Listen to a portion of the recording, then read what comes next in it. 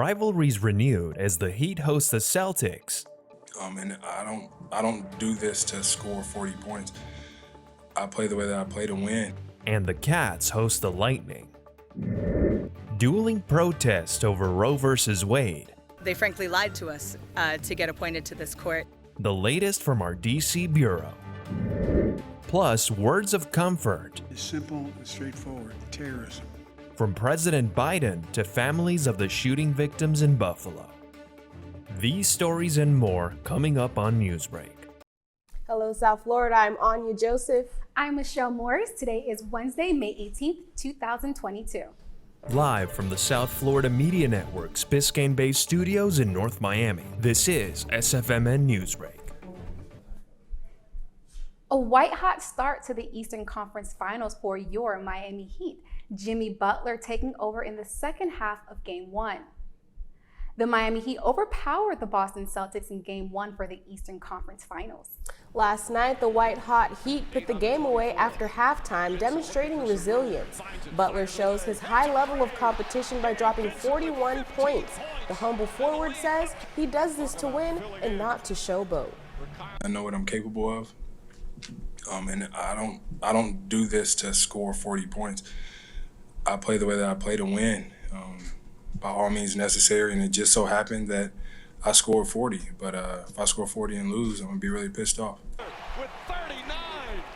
305 leads the series 1-0 with a final score of 118-107. Game 2 is tomorrow night at 8:30 at the FTX Arena. The East versus the West. The Tampa Lightning strikes the win over the Florida Panthers. The Panthers host the Bolts with a slight recap of history as the Bolts take the series lead 1-0. The Panthers cheer for a presumable goal, making third a tie, but the goal was incomplete. The Lightning maintained the lead for a final score of 4-1. The leaked opinion on potentially overturning Roe vs. Wade has inspired protests on both sides of the abortion issue, out in front of the U.S. Supreme Court. Reporter Nicole Castañeda from the SFMN DC Bureau in Washington this morning.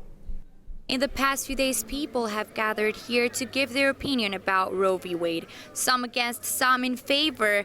With signs, prayers, and music, they have shared their thoughts. I've had 2 pregnancies and I have 2 children, but I fully and 100% support a woman's right to choose. And there's a lot of women that find out that they're pregnant and aren't ready for it. And frankly, most women that seek abortions are already mothers. And so they know very well what their body is going to go through. They know very well what goes into taking care of a child as well. Yesterday, an event was held by the Christian community.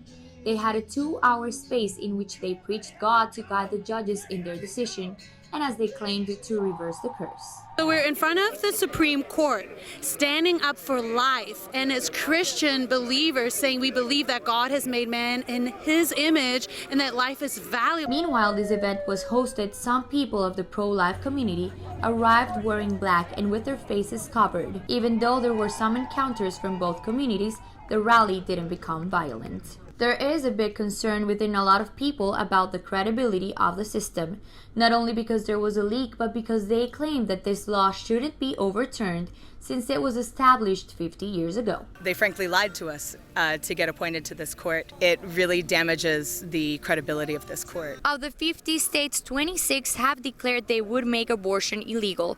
From Washington, reporting for the South Florida Media Network, Nicole Castañeda.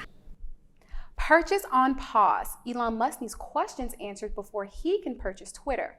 The network's Moises Pinel in the control center with the tweet about the billionaire's cold feet. Weeks after agreeing to buy Twitter for $44 billion, Elon Musk has second thoughts. Elon said yesterday that his purchase of social media giants is on hold while he gets more information about the spam accounts.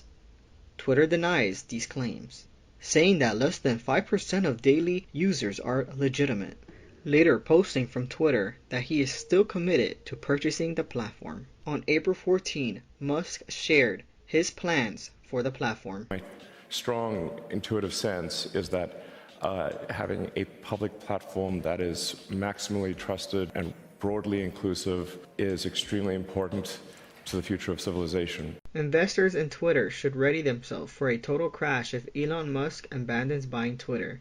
While Twitter is currently at $38.22 per share, would it stay that way in the upcoming weeks? Reporting from South Florida Media Network, I'm Moises Pinal. College students in South Florida making connections with their counterparts inside Ukraine. That's still ahead, and so is this story. It's simple and straightforward. Terrorism. Terrorism. Domestic terrorism. President Biden promising the families of the Buffalo shooting victims action along with his thoughts and prayers. Newsbreak will be back in just 2 minutes. Freedom. It's at the core of who we are. The freedom to live without fear, to jog where we please, to wear a hoodie. The freedom to breathe. Before we celebrate the freedom most Americans have, we must fight for the freedom all Americans deserve. Because all lives can't matter until Black lives matter.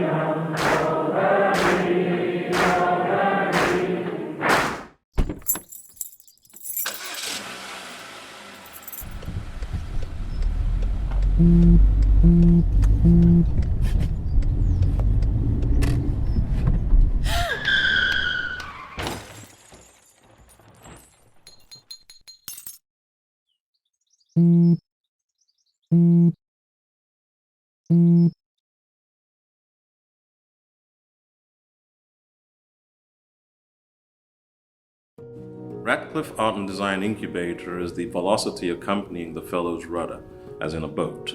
Unless there is movement or action, the planned direction is of little consequence. We encourage the creative ideas into action, and from the experience of doing, we critically assess the feedback, adjust, and set out to rediscover the potentialities of an entrepreneurial mindset.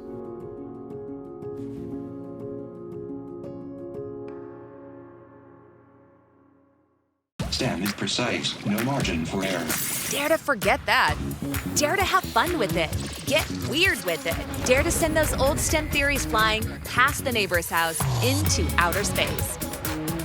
Dare to program something internet-breaking, record-breaking. Dare to blow their minds. Dare to learn the difference between sedimentary and metamorphic rock. Go find those rocks. Dare to keep daring. Dare to STEM. Check out She Can STEM to get started.